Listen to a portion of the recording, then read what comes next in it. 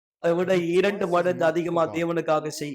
தேவனுக்காய் போராடி தேவனிடத்திலிருந்து அவருடைய ஆவியை கைப்பற்றிக் I கொள். still kept நான் abiding இன்னும் உருவ வழிபாடு தான் until my செய்துட்டு team. இருந்தேன். அதுதான் என்னுடைய அந்த டீம்.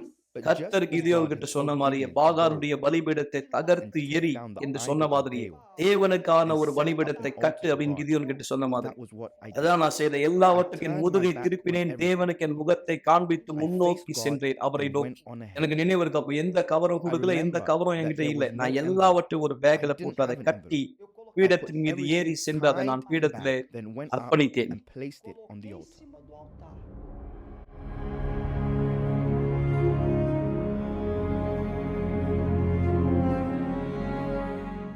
அதன் பிற்பாடு பீடத்திலிருந்து நான் இறங்கி வந்தபோது நான் பெட்டி போட்ட அந்த பலன் என்னை ஒரே தெளிவான எண்ணத்தோடு இருக்க செய்தது பரிசுத்தாவிக்காக Then I managed பிற்பாடு to move into a எனக்கு ஒரு shelter. வீடு கிடைச்சது I was off நான் the இனிமேல் streets தெருவில் வசிக்கிறேன் and இல்லை things began to காரியங்கள் happen. எல்லாமே மாற But தொடங்கியது I நான் said, சொன்னேன் no, இல்லை எனக்கு I need the பரிசுத்தாவி தான் Holy தேவை Spirit. எனக்கு அவர் I need வேண்டும் him. எனக்கு அவர் I தேவை need him. எனக்கு I அவர் need தேவை him. I எனக்கு அவர் need him. தேவை I remember எனக்கு நினைவு இருக்கு that it was அன்னைக்கு on a ஒரு Wednesday. புதன்கிழமை I அப்படியே remember என்னை that I ஆயத்தப்படுத்தினேன் prepared myself. எனக்கு I சரியான didn't have துணி any இல்லை என் துணி clothes. ரொம்ப அசிங்கமா My இருந்தது clothes அப்பதான் இப்படியே எனக்கு were ஒரு ugly. வேலை I just கிடைக்கும்படி வழி managed ஏற்பட்டது to find a job. எனக்கு புது I துணி didn't have வாங்குறதுக்கு நல்ல துணி money to வாங்குறதுக்கு buy பணம் new இல்லை ஆனா நான் clothes. அந்த கூட்டத்துக்கு But I போயிட்டேன் went எப்படியோ to this meeting. நான் சர்ச்சில் பின்னாடி I சேர்ந்த போய் sat at உட்காந்துக்கிட்டேன் the அப்படியே back of the church. நான் அந்த நேரம் And I சொன்னேன் said, என்ன ஆண்டவரே My God, இப்ப வெறும் now நீங்களும் it's நானும் just மட்டும் you தான் இந்த and இடத்துல இருக்கு I.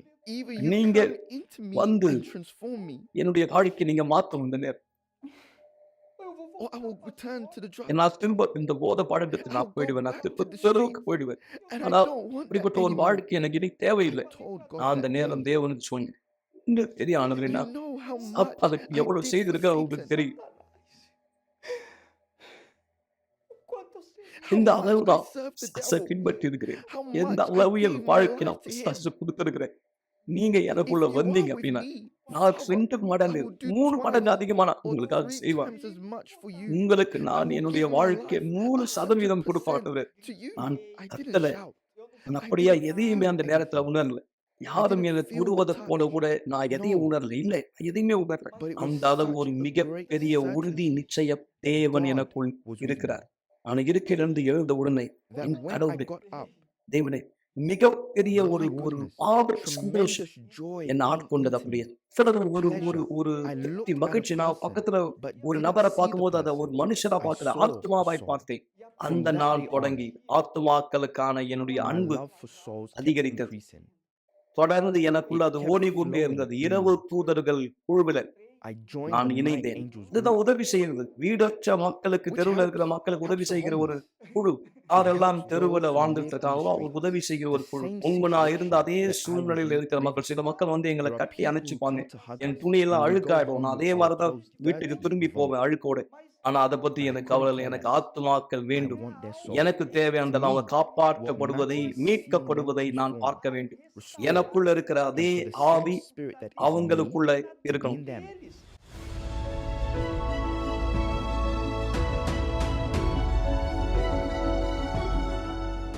Pra quem For era தெருவில் someone who was வாழ்ந்துட்டு இருந்த living on ஒருவனா the இருந்தனா streets, எனக்கு I am a graphics graphic டிசைனரா designer இருக்கு today. ஒரு சிறு I have a வியாபாரம் small எனக்கு இருக்கு business. நான் என்னுடைய I met மனைவி my Anbil wife in the love சிகிச்சையில fair. தான் சந்திச்சேன் லவ் We தெரப்பியில dated, ஒருத்தர் got தெரிஞ்சுக்கிட்டோம் engaged, ஒருத்தர் and married பழகணும் in the love fair. திருமணம் செய்து கொண்டோம் Before, லவ் தெரப்பியில I தான் would அன்பின் cheer for சிகிச்சையில my தான் team. உங்களுடைய அணிக்காக நான் I would உற்சாகமா cheer இருந்தேன் with the supporters. என்னுடைய I supporters would cheer for உங்க something டீமுக்காக that நான் I ஊக்கமா did இருந்தேன் nothing to. எதுவுமே Actually, உணராத ஒரு it did டீமுக்காக நான் have அவரோட something. பூரிப்பார் ஆனா Pain, உண்மையில் நான் உணர்ந்தேன் suffering, இன்னும் அந்த வலி frustration, வேதனை depression. மன அழுத்தம் However, விரக்தி வெறுப்பு the altar ஆனால் has taught பீடம் me that I என்னை have to cheer மாற்றியது for இப்ப நான் myself எனக்காக and for you. ஊக்கமா இருக்கு அதே போல Because as it உங்களுக்காக happened to எனக்கு me, நடந்தது it என்றால் won't be கண்டிப்பா any உங்களுக்கும் ஒரு different for you. வித்தியாசமானது இல்லை உங்களுக்கும் நடக்கும் நல்லது மக்களே.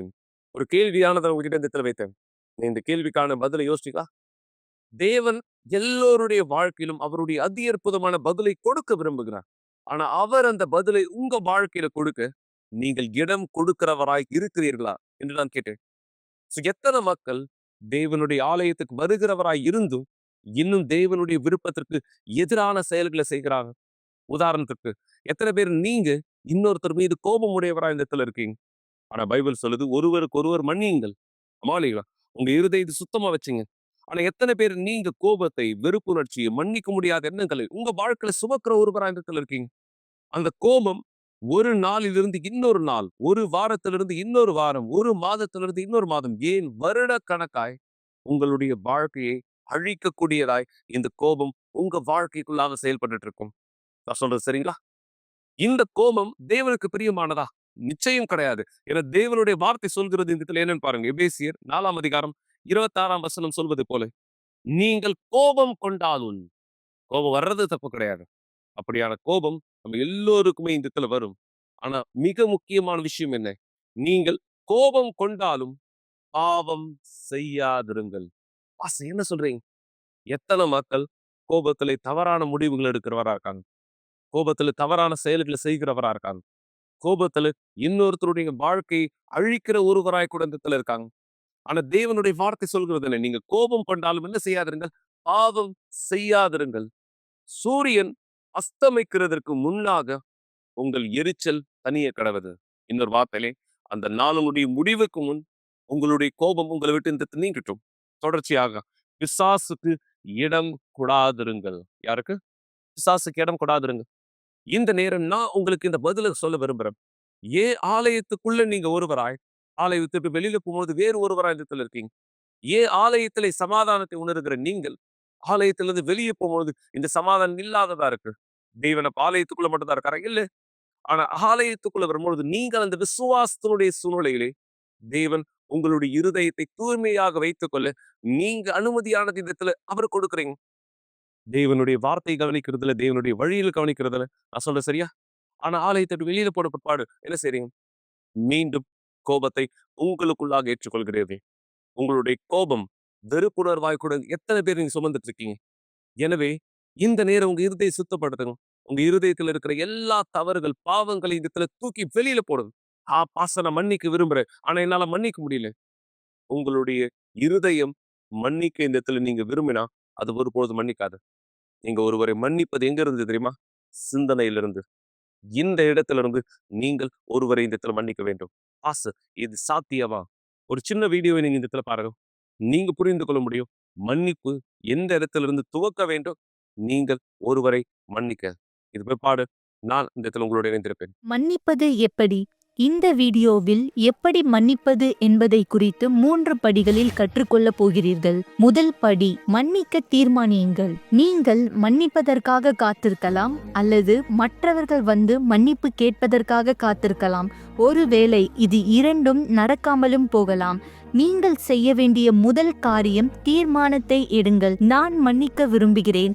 இனியும் இந்த பாரத்தை நான் சுமக்கப் போவதில்லை என்ற தீர்மானம். கடந்த காலத்தை நம்மால் மாற்ற முடியாது, ஆனால் எதிர்காலத்தை அழிக்கப் போகிற கடந்த காலத்தை நம்மால் நிறுத்த முடியும். படி 2, ஜெயித்து வாருங்கள். மறப்பதற்கு எளிதான ஒன்று கிடையாது. ஒருவேளை உங்களுக்கு நடந்ததை நீங்கள் மறக்காத ஒரு நபராய் இருக்கலாம், ஆனால் ஜெயிப்பது முக்கியம். யோசித்து பாருங்கள். நீங்கள் மற்றவர்களுக்கு விளக்கி சொல்லுகிறீர்கள், உங்கள் வாழ்க்கையில் இது நடந்தது, இப்படியாக முடிந்தது என்று. ஆனால் அது உங்களை ஜெயிக்கவில்லை, நீங்கள் அதை ஜெயித்தீர்கள் என்று. படி 3, தேவனை பிரியப்படுத்துங்கள். இது மிகவும் முக்கியமானது. ஆண்டவராகிய இயேசு நமக்கு ஜெபிக்க கற்றுக் கொடுத்த வழியின் பிரகாரம் எங்கள் கடனாளிகளை நாங்கள் மன்னிக்கிறது போல எங்களுடைய கடன்களை எங்களுக்கு மன்னியும். ஏன் நீங்கள் உங்கள் கடனாளிகளை மன்னிக்க வேண்டும் என்பதற்கு இது ஒரு பலனான காரணம். உங்கள் பிடிவாதத்தை பிடித்துக்கொண்டு நீங்கள் என்ன செய்ய போகிறீர்கள்? நீங்கள் உங்களை தாழ்மைப்படுத்துங்கள். எனவே தேவன் உங்களை உயர்த்த முடியும். தன்னைத்தான் தாழ்த்துகிறவன் உயர்த்தப்படுவான். தேவன் தாமே அவர்களை உயர்த்துவார். மன்னிக்க முடியாத பிரச்சனையினால் நீங்களோ அல்லது உங்களுக்கு தெரிந்தவர்களோ கஷ்டப்பட்டு கொண்டிருந்தால், மேலும் விவரங்களை அறிய UCKG ஹெல்ப் சென்டர் இந்தியா என்னும் சமூக வலைத்தளத்தின் மூலம் நீங்கள் எங்களை தொடர்பு கொள்ளலாம். எனவே மக்களே, தீர்மானம் உங்களுடையது. நீங்க மன்னிக்க போறீங்களா? உங்க இருதயத்தை இன்னும் அழுக்கானதாய் வைத்து மன்னிக்க விருப்பமில்லாதவராய் உங்கள் வாழ்க்கை இந்த இடத்துல வாழ போறீங்களா? பாஸ்டர் மன்னிக்க விரும்புறேன், என்னால முடியல. இருதயத்தை மறந்து விடுங்கள் மக்களே. நீங்க இருதயத்திலிருந்து மன்னிக்கணும்னு இடத்துல விரும்புறீங்கன்னா அது ஒருபொழுதும் முடியாது. உங்களுடைய புத்தியுள்ள விசுவாசத்தின் சிந்தனையிலே மன்னிக்க தொடங்குங்கள். அந்த நபருடைய பெயரை அறிக்கிட்டு நீங்க அவர்களுக்கு இந்த இடத்துல மன்னிப்பானது கொடுங்க. தேவன் உங்கள் இருதயத்தை சுத்தமாக்கட்டும். இந்த நாளுடைய கடைசி வார்த்தையை உங்களோட நான் இந்த இடத்துல பேசுவதற்கு முன்பாக இன்னொரு அருமையான சாட்சியை நீங்கள் கவனிக்க இந்த நான் விரும்புகிறேன். இந்த சாட்சியை பாருங்க. தேவன் அவருடைய வல்லமையை இவர்களுடைய வாழ்க்கையை எப்படியானதாய் மாற்றிருக்கிறார், எந்த வித்தியாசம் உண்டானதாய் இந்த இடத்துல இருக்கிறது நீங்கள் புரிந்து கொள்ள பிற்பாடு தேவன் உங்க வாழ்க்கையும் இதே போல மாற்ற விரும்புறான்றதை நீங்க கற்றுக்கொள்வீர்கள். சாட்சியை பாருங்கள் இப்போதே.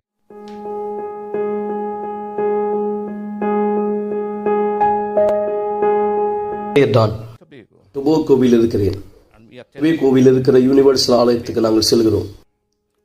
இது என்னுடைய மனைவி மீனா.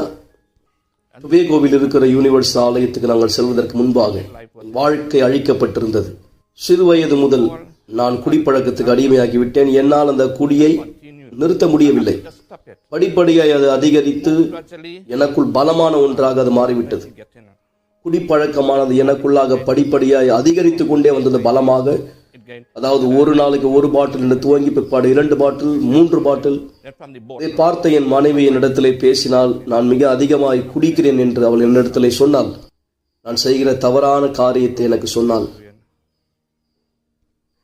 எங்களுக்குள்ளாக அநேக வாக்குவாதங்கள் ஏற்பட்டு அந்த வாக்குவாதம் கை கலப்பாய் மாறியது. கத்தியினால் அவளை காயப்படுத்திருக்கிறேன். பல தடவை நான் அவரை கொல்ல நினைத்திருக்கிறேன், முயற்சித்திருக்கிறேன். சில நேரத்தில் அவளும் கத்தி அல்லது ஏதாவது ஒரு பொருளை எடுத்துக்கொள்வாள், அவளை தற்காத்துக் கொள்ள என்னை திரும்ப அடிக்கும்படி. நாங்க யூனிவர்சல் ஆலயத்துக்கு வரதுக்கு முன்னாடி என் கணவருடைய கெட்ட பழக்கத்தின் காரணமா நான் குடிப்பேன், ரொம்ப தவறா நடந்துப்பேன்.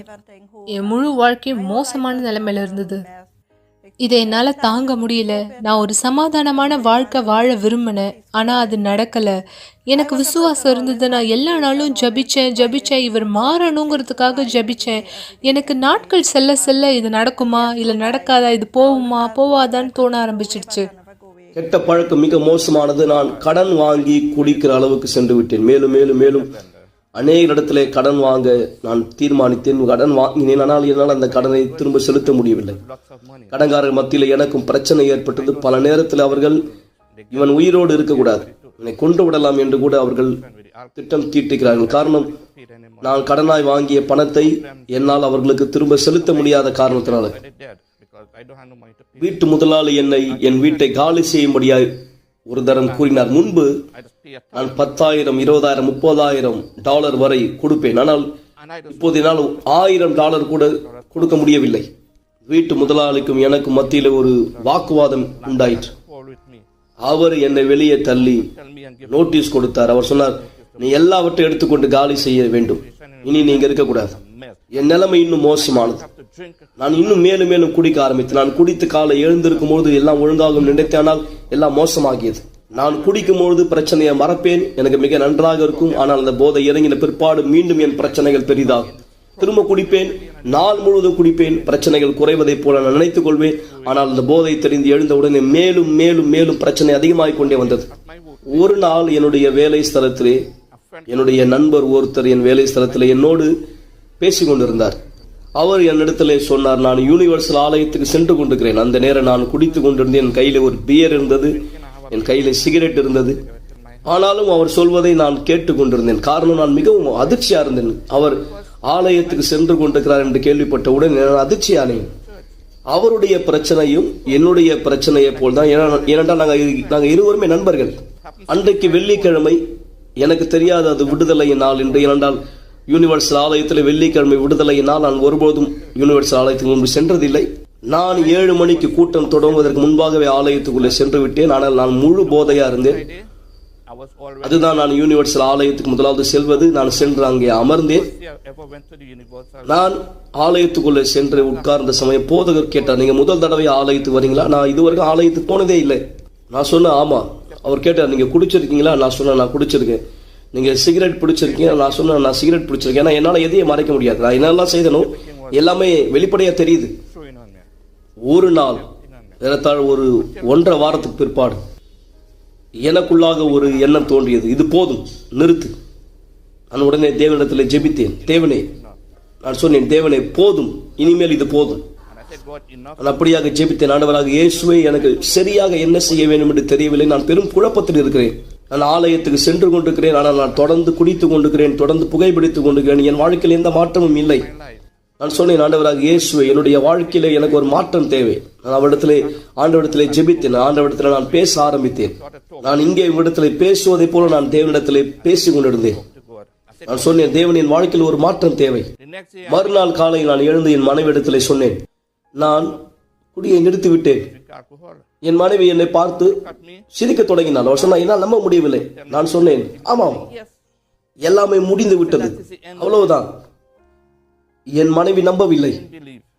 உடனே என் மனைவி என்னுடைய படுக்கை அறைக்கு சென்றால், சமையல் அறைக்கு சென்றால், அங்கே நான் வழக்கமா எங்கெல்லாம் குடியை ஒழித்து வைப்பேனோ போதைப் பொருளை எல்லாவற்றை எடுத்து எல்லா குடியை சிங்கிலே ஊற்றினாள். நான் பார்த்து கொண்டிருந்தேன். எல்லாவற்றை அவளை ஊற்றினாள். அந்த நாள் துவங்கி எல்லாமே மாறி போனது. அந்த நாள் துவங்கி என் வாழ்க்கையில் எந்த கெட்ட பழக்கத்துக்கும் இனி இடமில்லை. சிகரெட், குடி பழக்கம், மற்ற எல்லாமே என் வாழ்க்கையிலிருந்து மறைந்து போனது. எல்லாமே படிப்படியாய் மாற துவங்கியதால் மெதுவாக படிப்படியாய் எனக்கான கதவுகள், எனக்கான வழிகள், ஒவ்வொரு விதத்திலும் ஒவ்வொரு இடத்திலும் எனக்கான வழிகள் படிப்படியாய் திறக்கப்படுவதை நான் பார்த்தேன். நான் ஒரு சொந்த அபார்ட்மெண்ட் வாங்கினேன், கட்டினேன். உண்மையிலே ஒவ்வொன்றாய் சேர்ந்து கொண்டே வந்தது. அதுக்கு அடுத்த ஆண்டு இன்னொரு அபார்ட்மெண்ட் நான் வாங்கினேன். அதன் பிற்பாடு இன்னொரு அபார்ட்மெண்ட் நான் கட்டினேன். அதுக்கு அடுத்த வருடம், அதற்கு அடுத்த வருடம் நான் இன்னொரு அபார்ட்மெண்ட் கட்டினேன். அதுக்கு அடுத்த வருடம் எல்லாவற்றையும் முழுமையாக்கக்கூடிய ஒரு திட்டத்தை உருவாக்கினேன். ஒரு ப்ராஜெக்ட். மேற்கூரை போடப்பட்டது, முற்றம், வேலி அடைக்கப்பட்டது. நீங்கள் பார்ப்பதை போல என் திட்டத்தின்படி எல்லாமே உருவாக்கப்பட்டது. தேவனுக்கு நன்றி. எல்லாமே முழுமையடைந்தது. யாருக்கு நாங்கள் எந்த பணமும் கொடுக்க வேண்டியதில்லை. இங்கே கடன் வாங்குவது, அங்கே கடன் வாங்குவது, நான் எதையும் கட்ட பேங்கில் சென்று லோன் கேட்கவில்லை. எதுவும் இல்லை. யாரிடத்திலும் எதுவுமே நாங்கள் சென்று கேட்கவில்லை. எல்லாமே நான் என் சொந்த பணத்திலே செய்தேன். முன்பு நான் வாடகை செலுத்திக் கொண்டிருந்தேன். இன்றைக்கு 4 அபார்ட்மெண்ட்டிற்கு நான் வாடகை வாங்கி கொண்டிருக்கிறேன்.